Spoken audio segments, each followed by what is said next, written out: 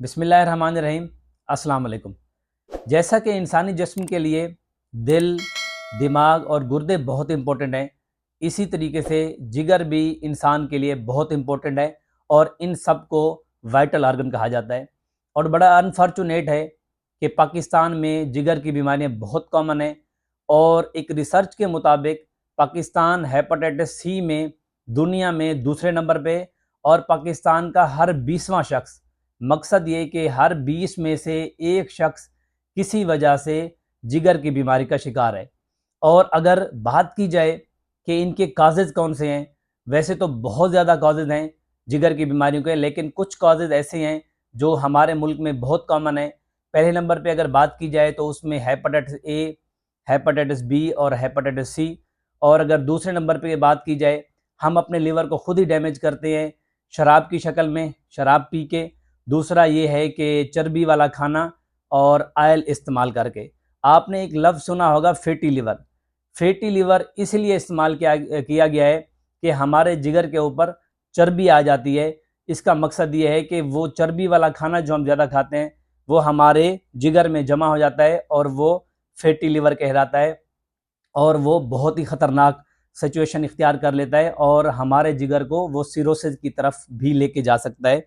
और तीसरे नंबर पे अगर बात की जाए तो कुछ जेनेटिक डिजीज़ हैं, वो भी आपको जिगर की बीमारियों से लायक करती हैं। और चौथे नंबर के ऊपर मेलिग्नेंसी या जो कैंसर है। ये वीडियो बनाने का मकसद ये था कि अगर हम में जिगर की कोई बीमारी है तो हमें पता कैसे चलेगा, हम कैसे पहचान सकते हैं और इसकी कुछ अलामात आती हैं। अगर उनकी बात की जाए, सबसे पहले ये है कि आपको भूख का ना लगना या भूख का कम लगना। दूसरे नंबर पे है कि आपको उल्टी वाली कैफियत का महसूस होना। इनडाइजेशन का मकसद ये है कि आपको खाना सही तरीके से हज़म ना होना। और तीसरे नंबर के ऊपर है कि आपकी जो जिल्द है और आपकी आंखें पीली या येलो हो जाना। उसमें यह होगा कि आपकी बॉडी के अंदर जॉन्डिस हो जाएगा और जॉन्डिस की वजह से आपका जो जिस्म है और आपकी आंखें जो है वो पीली हो जाएंगी। और चौथे नंबर के ऊपर है कि इंक्रीज ब्लीडिंग टेंडेंसी। इसका मकसद ये है कि आपका जिस्म जो होगा उसमें ब्लीडिंग की जो टेंडेंसी है वो बढ़ जाएगी। वो उल्टी की शक्ल में भी खून आ सकता है और वो पखाने के साथ भी खून आ सकता है। और उसके साथ बात की जाए तो फैट एक्यूमुलेशन। इसका मकसद ये है कि आपका पेट बढ़ जाएगा और आपके पेट में जो है ना चर्बी जमा हो जाएगी और उसके साथ साथ आपके फेस के ऊपर और आपकी टांगों के ऊपर स्वेलिंग हो जाएगी, सूजन हो जाएगी।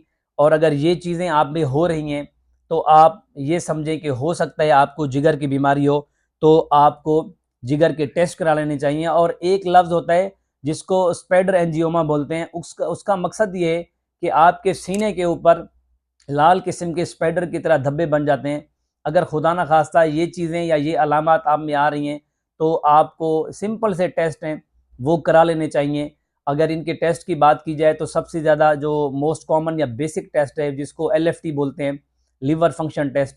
उसके अंदर आपको ग्लोरोबिन भी पता चल जाएगी और उसके साथ साथ लिवर एंजाइम और उनकी प्रोटीन्स होती हैं वो पता चल जाएंगी। आपको डायग्नोस करने में मदद मिलेगी खुदा ना खास्ता आपको जिगर की बीमारी है या नहीं।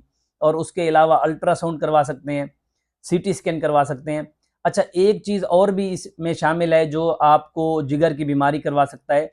अगर आपकी पित्ते में पथरी है, वो पथरी अगर स्लिप होकर नीचे आ जाएगी और अगर जिगर की जो डक्ट है या जो जिगर की नाली है उसको ब्लॉक करेगी तो वो भी आपको जिगर की सूजन का बहस बन सकता है।